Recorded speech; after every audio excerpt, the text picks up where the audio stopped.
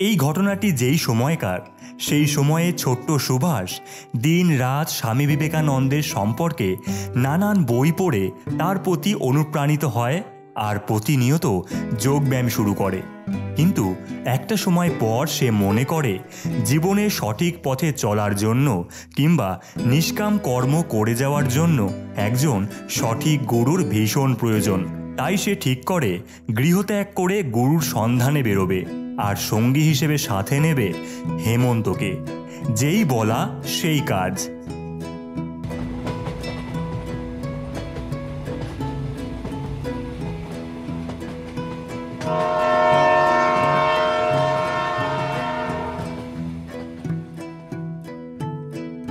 দুই বন্ধু সুভাষ আর হেমন্ত এসে পৌঁছালো হরিদ্বারে।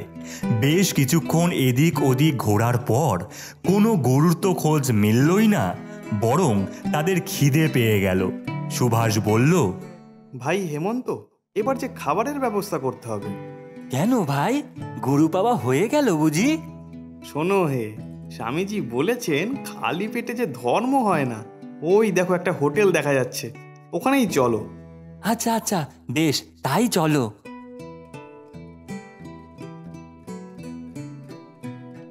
এরপর হোটেলের কাছে পৌঁছাতেই একজন বলে ওঠে, আপনারা কি সন্ন্যাসী? হ্যাঁ, দেখছেন না পোশাক আমাদের। কিন্তু সন্ন্যাসীরা কি হোটেলে খায়? কেন খাবে না, বাধা কি? আমরা স্বামী বিবেকানন্দকে মানি, তিনি সমস্ত সংস্কারের ঊর্ধ্বে ছিলেন। কিন্তু আপনারা তো বাঙালি। হ্যাঁ, বাঙালি। আপনারা কি মাছ খান? হ্যাঁ, খাই তো। না, আপনাদের তো এখানে খাওয়া চলবে না। কেন কেন খাওয়া চলবে না কেন? মাছ খেকো বাঙালিদের এখানে খেতে দেওয়া হয় না। আমরা তো এখানে মাছ খাচ্ছি না। বেশ থাক, আমরা কিনে নিয়ে গিয়ে অন্য কোথাও গিয়ে খাবো। না না না বাবু, তাহলেও আপনাদের খেতে দেওয়া হবে না। এই কথা শুনে সুভাষের ভীষণ রাগ হলো, কিন্তু কিছু করার নেই। তাই আবারও রাস্তা দিয়ে হাঁটতে শুরু করলো তারা।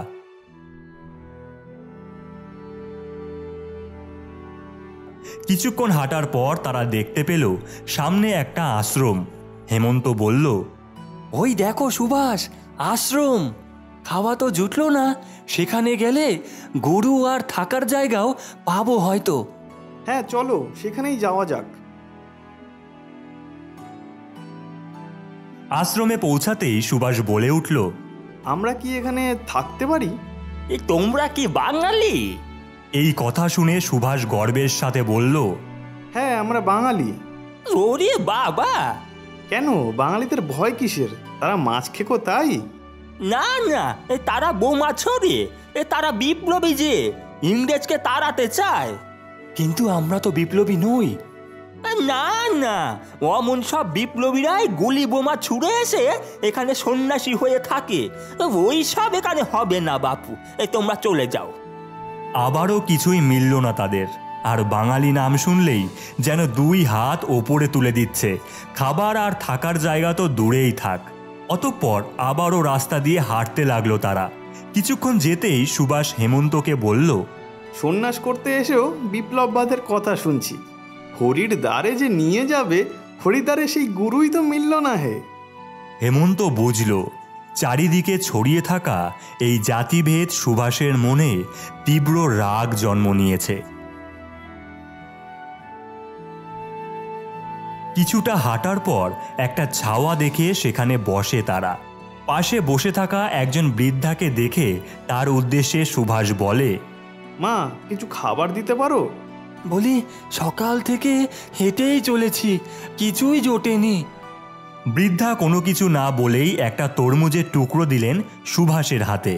তরমুজের টুকরোটি পেয়ে হেমন্ত আর সুভাষ দুজনেই ভীষণ খুশি হয়। অবশেষে কিছু তো পাওয়া গেল। এই ভেবে মুখে পুরতে যাবে এমন সময় পাশ থেকে একটা হনুমান এসে সুভাষের জুতোটা নিয়ে গাছের ডালে বসে পড়ে। এই জুতো নিয়ে গেল, জুতো নিয়ে গেল। এই হুস হুস, এই জুতো দে বলছি। অমন করলে দেবে না বাছা, তোমাদের হাতের তরমুজটা ওর দিকে ছুঁড়ে দাও, দেখবে জুতোটা দিয়ে দেবে। যাও একটু খাবার জুটেছিল সেটাও দিতে হবে। এরপর সুভাষ হনুমানের উদ্দেশ্যে সেই তরমুজ ছুঁড়ে দেয়, আর হনুমানটিও জুতো জোড়া ছুঁড়ে দেয় সুভাষের কাছে। অতঃপর আবারও খাবার জুটল না। এরপর হাঁটতে শুরু করলো তারা।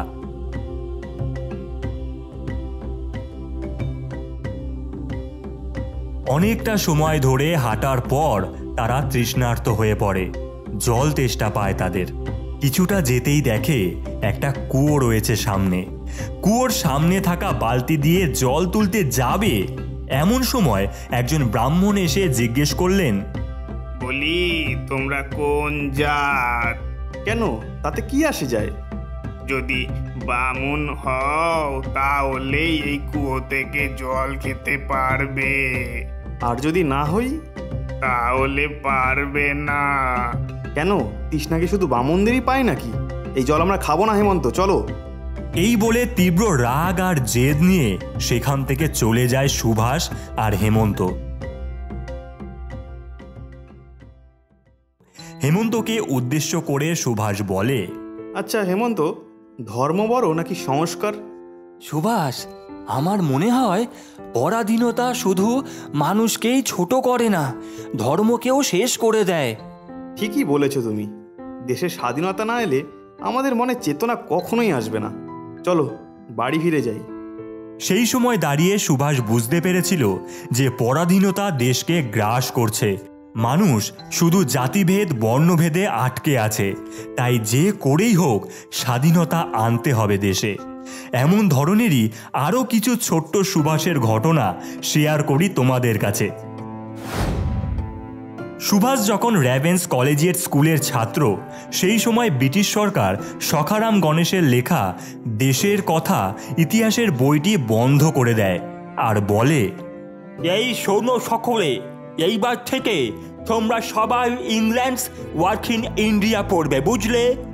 এই কথা শুনে সুভাষ উঠে দাঁড়ায় আর বলে, তার মানে ইংরেজরা দয়া করে যা বলে দেবে সেটাই আমাদের ইতিহাস? তা আমরা মানি না। ইতিহাসটা আমাদের সত্য বস্তু হবে, এটাই আমাদের প্রাথমিক দাবি।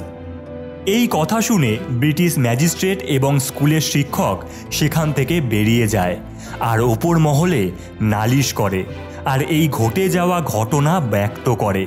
কিন্তু অপরদিকে সুভাষ থামে না, সমস্ত ছাত্রদের উদ্দেশ্যে বলে, বন্ধুরা, সমস্ত সত্য ওই ইংরেজদের লেখা বইতে পাওয়া যাবে না। আমাদের ভারতবর্ষের ঐতিহাসিকদের রচনাও পড়তে হবে। ইংল্যান্ডস ওয়ার্ক ইন ইন্ডিয়া আমরা পড়ব, কিন্তু তার সাথে সাথে আমরা দেশের কথাও পড়ব। এরপর তাই হলো। সমস্ত ছেলেমেয়েরা লুকিয়ে লুকিয়ে দেশের কথা পড়তে থাকলো। আর এমন অবস্থা দেখে ব্রিটিশ ম্যাজিস্ট্রেট ঠিক করলো সুভাষকে স্কুল থেকে তাড়িয়ে দেবে। কিন্তু এই কথা যখন সমস্ত স্কুলের মধ্যে ছড়িয়ে গেল, সকল ছাত্ররাই বলে উঠল, সুভাষকে স্কুল থেকে ত্যাগ করতে বাধ্য করলে আমরাও সবাই এই স্কুল থেকে চলে যাব। এই কথা শুনে ব্রিটিশ ম্যাজিস্ট্রেট ঘাবড়ে গেল। বাঙালি ছেলেরা চলে গেলে তার স্কুলে আর থাকলো কি? অতঃপর সুভাষকে এই স্কুলে রাখতে রাজি হয়ে গেল। ছোটবেলা থেকেই সুভাষ দল গঠন করতে জানতো সকলকে নিয়ে একসাথে কিভাবে চলতে হয়। কারণ সে শুধু নিজের কথাই চিন্তা করতো না, চিন্তা করত সমগ্র দেশের কথা, 10 জনের কথা। তাই তো সে ছোট্ট সুভাষ থেকে নেতাজি সুভাষচন্দ্র বসু হয়েছিল। একদিন মঠে রামদাস বাবাজি আসলে সেই খবর সুভাষ জানতে পেলে তার কাছে ছুটে চলে যায়। গিয়ে দেখে বাবাজি একটি গাছতলায় বসে আছেন। সুভাষ গিয়ে তাকে বলে, আমি আপনার কাছে এসেছি, আমায় কিছু উপদেশ করুন। এই কথা শুনে বাবাজি অবাক হয়ে বলেন, আহা, এমন কথা তো কেউ বলে না। সবাই তো শুধু বক্তৃতা জারে, উপদেশ শুনতে চায় কজন? আসলে সবাই নেতা হতে চায়, কেউ সেবক হতে রাজি না বাছা। হ্যাঁ বাবাজি, স্বামী বিবেকানন্দও বলেন, যদি নেতৃত্ব চাও তবে সকলের দাস হয়ে যাও। বাবাজি বুঝলেন এই ছোট্ট বাচ্চার জ্ঞানের পথ যথাযথ পথে চালিত। তিনি বললেন, তবে এই জগৎ সংসারে বড় হতে গেলে প্রয়োজন চরিত্র আর ব্রহ্মচর্যের। যে নৌকায় হাল নেই সেই নৌকো যেমন তুফানে উঠবে, ঠিক তেমনই যার চরিত্র নেই সে অতল পাতালে ডুববে।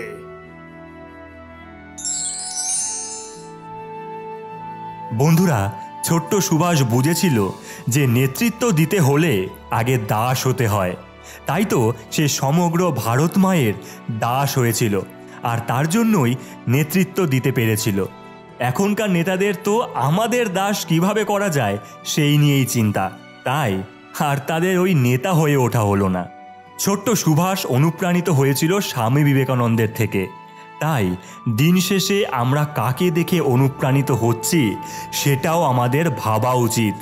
আমাদের এই মনীষীদের সম্পর্কে জানা উচিত, তাদের পড়া উচিত, আর তাই চোখ রাখতে হবে কৌতূহলে।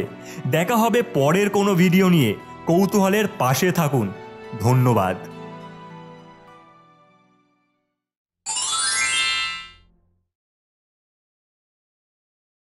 যেই সময়ে আমাদের ভারতবর্ষে বিপ্লবী এই কথাটা বিষ হয়ে উঠেছিল ইংরেজদের কাছে, সেই সময়ে দাঁড়িয়ে কেউ যদি বিপ্লবীদের চিত্র বাড়িতে টাঙানোর কথা বা দোকানে বিক্রির কথা অথবা কোনো বিপ্লবীদের মৃত্যুর দিন পালন করার কথা ভাবে, তাকে হয়তো ব্রিটিশ পুলিশের হাতে চাবুকের বাড়ি খেতে হয়েছে, আর নয়তো ফাঁসি কাঠে ঝুলে মরতে হয়েছে।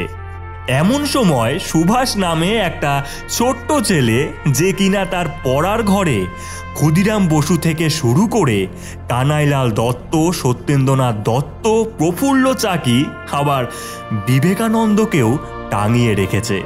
একদিন তারই বাবা জানকীনাথ বসুর ব্রিটিশ পুলিশে কর্মরত এক বন্ধু তার ঘরে প্রবেশ করলে বলেন, দেওয়ালে এইসব খাদের ছবি টাঙিয়ে রেখেছিস রে ছবি?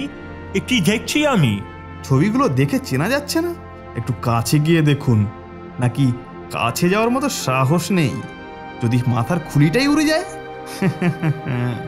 না না, মানে আমি সেটা বলতে চাইনি তোকে।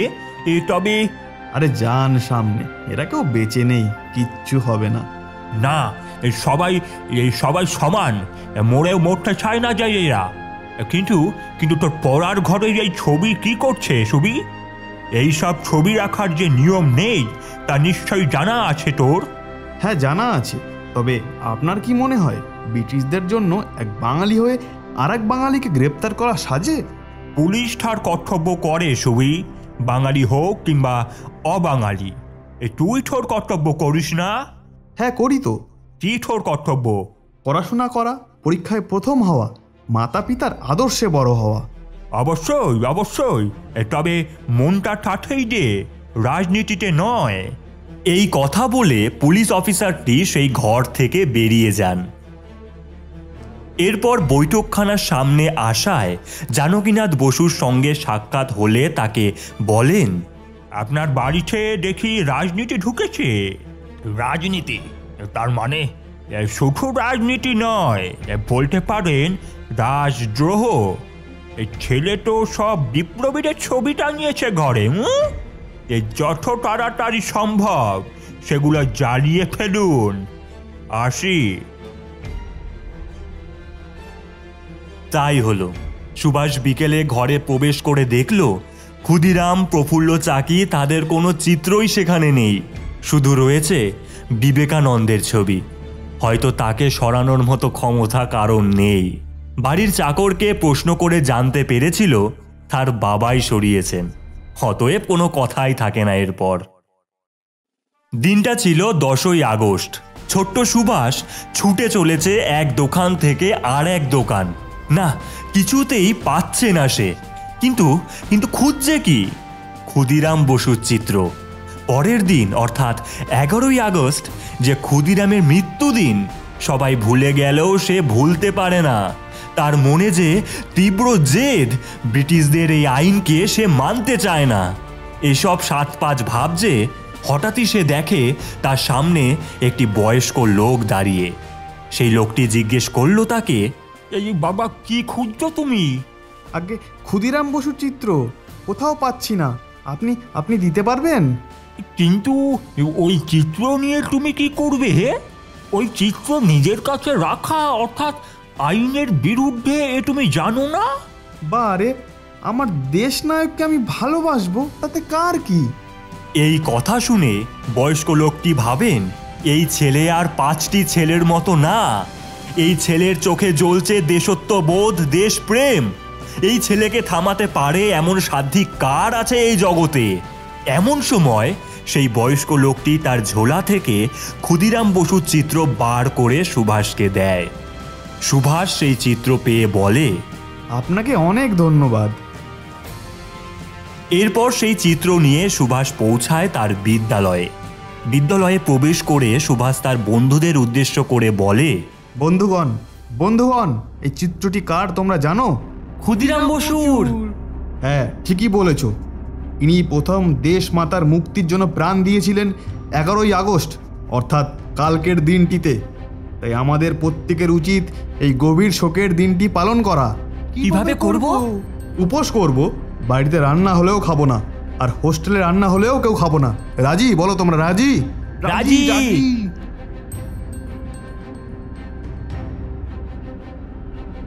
দিনটি 11ই আগস্ট।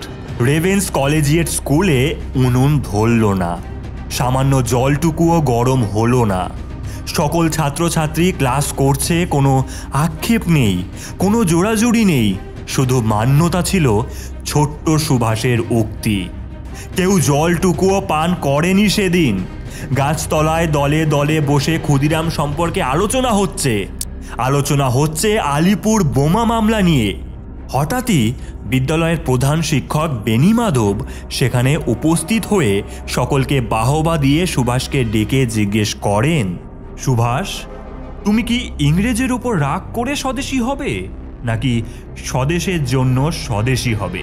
আগে স্বদেশের জন্যই স্বদেশী হব। দেশকে ভালোবাসি, ইংরেজের উপর রাগ করে নয়, দেশকে ভালোবাসি বলে। সন্ধ্যায় নিয়মিত বেরিয়ে বাড়ি ফিরছিল সুভাষ আর তার বন্ধু চারু। হঠাৎ তারা দেখল একটা বাড়ির সামনে অনেক লোকের ভিড় জমেছে। তাই দেখে সুভাষ এগিয়ে গিয়ে জিজ্ঞেস করলো, এ কি হয়েছে এখানে? কাঁদছে কেন সবাই? তাদের মধ্যে থেকেই একজন বলে উঠল, বাড়ির কর্তা মারা গেছেন। এটুকু খবরই তো যথেষ্ট, এর বেশি কেই বা মাথা গলায়। তবে ছেলেটার নাম যে সুভাষ, তার এইটুকুতে মন প্রসন্ন হওয়া নয়। সে জিজ্ঞেস করল, কে বাড়ির কর্তা?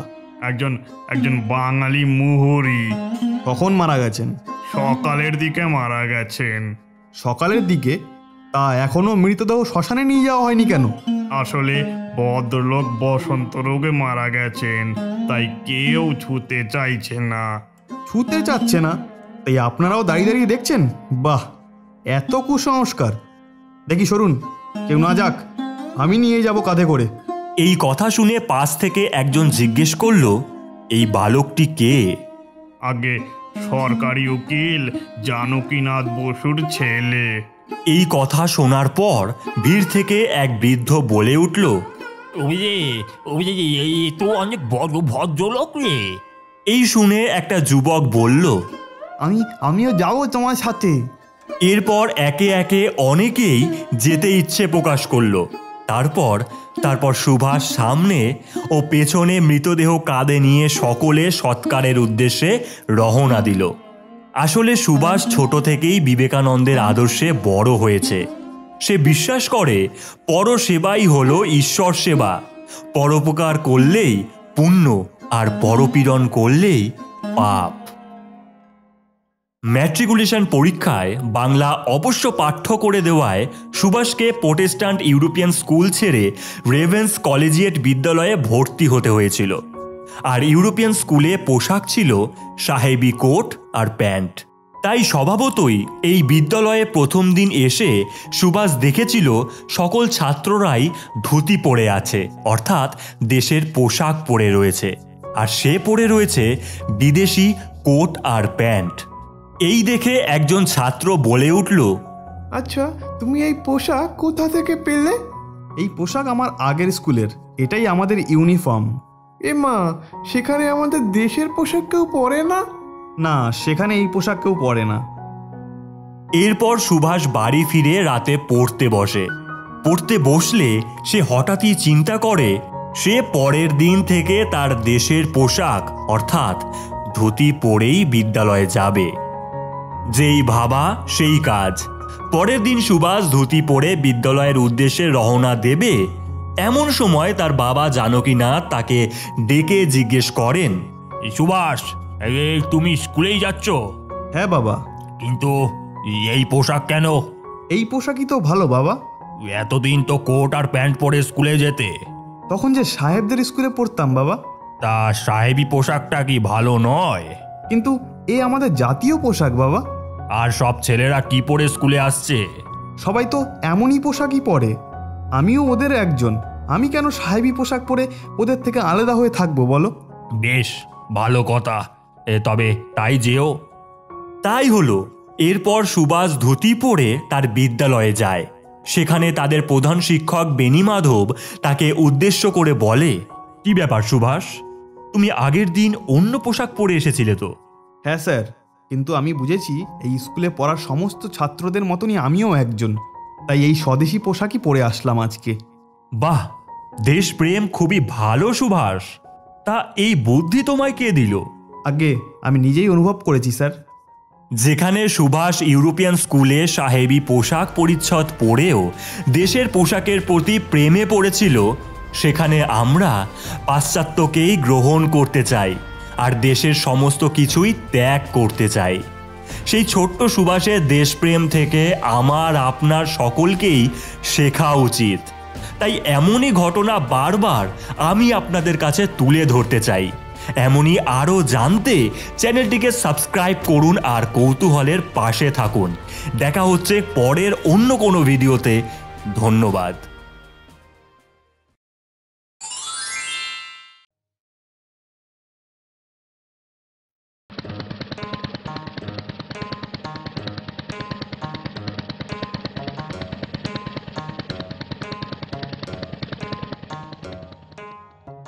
সালটা 1909। কাঠজুড়ি নদীর ধারে রেভেন্স কলেজিয়েট স্কুল। আর আমাদের ছোট্ট সুভাষ ইংরেজি স্কুল তথা প্রোটেস্ট্যান্ট ইউরোপিয়ান স্কুলকে বিদায় জানিয়ে এই বাঙালি স্কুলে ভর্তি হতে যাচ্ছে। কারণ বাংলায় জন্ম হলেও বিলেতি স্কুলের জন্য বাংলাটা ঠিক শেখা হয়ে ওঠেনি তার। স্কুলের প্রধান শিক্ষক বেণীমাধব সেই সময় টেবিলে বসে লেখাপড়ির কাজ করছিলেন। এমন সময় একটা কণ্ঠ ভেসে আসে, আগে বাবু পাঠিয়ে দিলেন। বাবু? কে বাবু? আগে জানকী বাবু, রায় বাহাদুর জানকীনাথ বসু। ও আচ্ছা, তা হঠাৎ কি মনে করে? আগে এটা ওনার ছেলে, আপনার এই স্কুলে পরীক্ষা দিয়ে ভর্তি হতে চায়। বাহ, সে তো ভালো কথা। তা তোমার নাম কি? এই কথা শোনার পরই ছোট্ট সুভাষ নত হয়ে বেণীমাধব বাবুর পায়ে প্রণাম করে বলল, শ্রী সুভাষচন্দ্র বসু। বেণীমাধব বুঝলেন ছেলে যথাযথ শিক্ষায় বেড়ে উঠছে। কোন ক্লাসে ভর্তি হতে চাও তুমি? ক্লাস 7-এ। বাবা, একেবারে 7? তা পারবে? পরীক্ষা করে দেখুন একবার। পরীক্ষা করে দেখুন, এই বাক্যটাই যেন সব কিছু ব্যক্ত করে দিল বেণীমাধব বাবুর কাছে। সে বুঝল এই ছেলে আর 5টি ছেলের মতন না। অতঃপর, বেশ, তবে আসো আমার সাথে।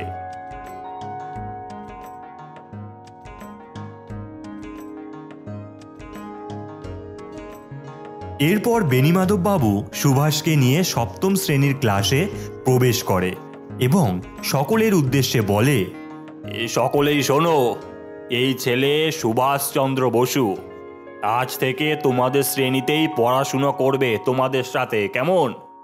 এই বলে বেণীমাধব বেরিয়ে যান। তবে সেই সময় ক্লাসে সংস্কৃত পড়াচ্ছিলেন বিশ্বনাথ মহাশয়। তিনি সুভাষকে উদ্দেশ্য করে বললেন, তা বাবা, আগের স্কুলের হেডমাস্টারের নাম কি? আগে রেভারেন্ড ইয়াং। বাবা, শুধু ইয়াং না, একেবারে রেভারেন্ড ইয়াং। তা কি কি পড়তে শিখেছো তুমি? Latin, English, England history, geography আর অ্যারিথমেটিক শিখেছি। ও মা, বাংলা সংস্কৃত কিছুই জানো না? শব্দরূপ জানো? নর নর নরা ধাতুরূপ জানো? গচ্ছটি গচ্ছত গচ্ছন্তি। না, কিছুই জানি না। এই কথা শুনে সমস্ত ক্লাসের ছাত্ররা হাসতে শুরু করলো। কেউ কেউ বলল, এই মা, এত সহজ জিনিসটাও পারে না। ছি ছি ছি, কিচ্ছু পারে না, কিচ্ছু। এই বিদ্রূপ শোনার পরেও সুভাষ যেন মাথা নিচু করল না লজ্জায়, কারণ সে বিশ্বাস করে কোনো কিছু না জানা বা না পারা অন্যায় বা লজ্জার জিনিস নয়। সে বিশ্বনাথ মহাশয়ের চোখে চোখ রেখে বলল, আমাদের স্কুলে বাংলা কিংবা সংস্কৃত কোনো কিছুই পড়ানো হতো না, তার জন্যই এই স্কুলে পড়তে এসেছি। 2-1 দিনের মধ্যেই আমি সব শিখে নেব। সুভাষের মুখে এই কথা শুনে বিশ্বনাথ মহাশয় বললেন, ছাই শিখবে তুমি, কিচ্ছু শিখতে পারবে না। এই শুনে সকলেই আবারও হাসতে শুরু করলো। আমি সত্যিই বলছি, আমি 2-1 দিনের মধ্যেই শিখে নেব। কিচ্ছু হবে না তোমার দ্বারা, এখনো সময় আছে।